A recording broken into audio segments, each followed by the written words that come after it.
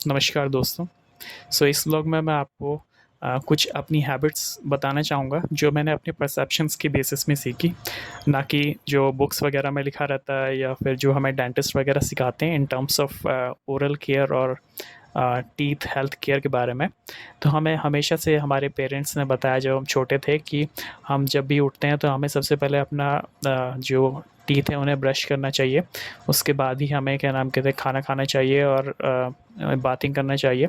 सबसे फर्स्ट काम हमें जो है अपने टीथ ब्रश करने चाहिए ओरल केयर के मीडियम से। सेम हमें डॉक्टर्स भी रिकमेंड करते हैं कि हमें always brush the teeth early in the morning. उसके बाद ही हमें फर्दर चीज़ अगर हमें ब्रेकफास्ट करना है या कुछ भी खाना है तो उसके बाद हम उसे खाएं, ताकि वो हमारे लिए अच्छा हो, हेल्थ के लिए अच्छा हो।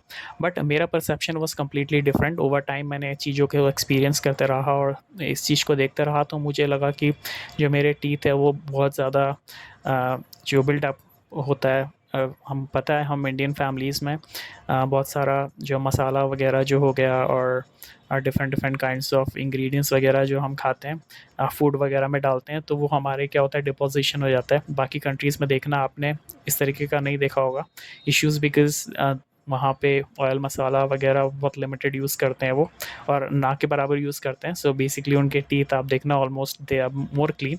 अपार्ट फ्रॉम दैट वो various dentist cleaning regular checkup के लिए भी जाते हैं। इंडिया में ये सब चीज़ें अभी उतना पॉपुलर नहीं है in the rural areas, even though in the city areas में भी बहुत सारे लोग नहीं जाते हैं बिकॉज इट्स क्वाइट एक्सपेंसिव और लोग उसको क्या नाम कहते हैं उतना महत्व नहीं देते हैं ओरल केयर को, क्योंकि उन्हें लगता है कि वो डेली ब्रश कर रहे हैं अपने टीथ को तो everything is going good. But मैंने अपने परसेप्शन के बेसिस में देखा कि मैंने उसके बाद से जब मैं 11वीं 12वीं कक्षा में गया और कंटिन्यूसली एक्सपीरियंस करता था अपने टीथ को, क्योंकि जब भी मैं स्माइल करता था या जब भी मैं हंसता था फेस वगैरह देखता था टीथ मिरर के सामने तो मुझे थोड़ा एम्बेरसमेंट फील होता था।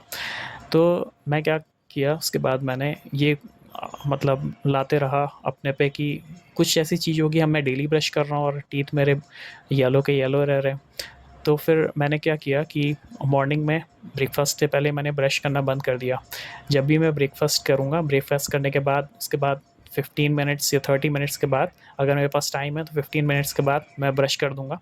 तो मेरे टीथ जो रहते थे वो क्लीन रहते थे। और फिर अगर लंच वगैरह होता तो लंच वगैरह में ज़्यादा इशू होता नहीं था।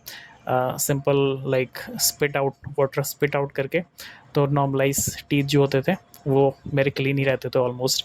फिर क्या होता था कि नाइट डिनर जब हम करते थे, नाइट डिनर के आधे घंटे के बाद मैं अगेन ब्रश कर देता। तो इससे कंटिन्यूसली मैंने over the period of years मैंने एक्सपीरियंस किया कि मेरे दांत हमेशा क्लीन रहे और ना ही मुझे कभी कोई प्रॉब्लम आया in terms of oral care. बहुत सारे लोगों को क्या होता है कि टीथ वगैरह में सेंसेशन फील होता था, मुझे कभी फील नहीं हुआ।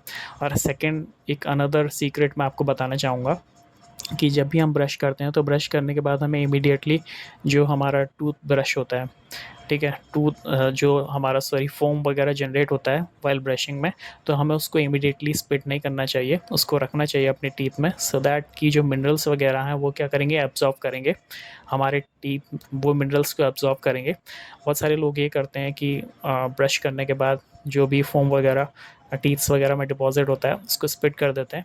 तो उससे क्या होता है कि मिनरल्स एब्जॉर्ब नहीं कर पाते हमारे जो टीथ है। तो बेस्ट रिकमेंड मैं ये करूँगा कि आप at least for about 10 to 15 minutes तक आप फोम को अपने टीथ्स वगैरह में लगाए रखें, जिससे क्या होगा कि आपका जो टीथ है वो क्या नाम कहते हैं मिनरल्स को अब्जॉर्व करें और एज अ डिफेंडर काम करें for all kind of bacterias वगैरह जो टीथ वगैरह को डिग्रेड करने में मदद करती हैं। तो ये एक छोटी सी मतलब रिकमेंडेशन है आप सभी दोस्तों के लिए। सो नेक्स्ट मैं वीडियो में आपको कुछ और नई चीज़ें बताऊंगा जो मेरे परसेप्शन या एक्सपीरियंस में जो काम करती हैं, वो नई जो चीज़ काम करती है मैं उनकी बात कर रहा हूँ। तो यही है अभी के लिए, धन्यवाद। Please subscribe the channel also.